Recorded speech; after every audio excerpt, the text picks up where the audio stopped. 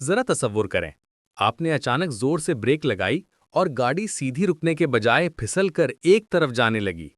अक्सर हादसे सिर्फ इसलिए होते हैं कि लोग एबीएस और ईबीडी के काम को ठीक तरह समझते ही नहीं।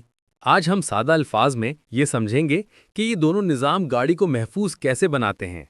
एबीएस ब्रेक दरअसल गाड़ी में लगाया गया एक हिफाजती निज़ाम है जो अचानक और ज़ोर से ब्रेक लगाने पर गाड़ी को फिसलने से बचाता है। जब हम तेज़ रफ्तार में ब्रेक लगाते हैं तो आमतौर पर टायरों के लॉक हो जाने का खतरा होता है, जिससे गाड़ी सीधी रुकने के बजाय घूम सकती है या फिसल सकती है। एबीएस निज़ाम टायरों को लॉक नहीं होने देता, बल्कि ब्रेक को बहुत तेज़ी से बार बार खोलता और बंद करता रहता है, ताकि टायर सड़क को मजबूती से पकड़े रहें और गाड़ी काबू में रहे। इस तरह ड्राइवर उस दौरान स्टीयरिंग पर कंट्रोल भी बरकरार रख सकता है। अब बात करते हैं ईबीडी की। ईबीडी का काम यह है कि ब्रेक की ताकत गाड़ी के आगे और पीछे वाले टायरों में मुनासिब अंदाज से तकसीम करे।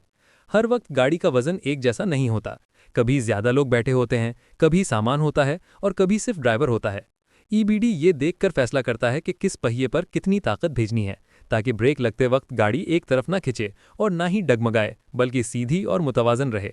मुख्तसर तौर पर समझ लें कि एबीएस टायरों को लॉक होने नहीं देता और ईबीडी ब्रेक की ताकत को सही तरीके से तकसीम करता है।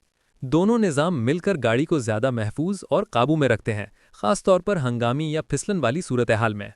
और अगर आपको याद हो तो पिछली वीडियो में हमने बताया था कि गाड़ी के एयरबैग किस तरह खुलते हैं और किन हालात में काम करते हैं। वो वीडियो भी चैनल पर मौजूद है, आप चाहें तो देख सकते हैं।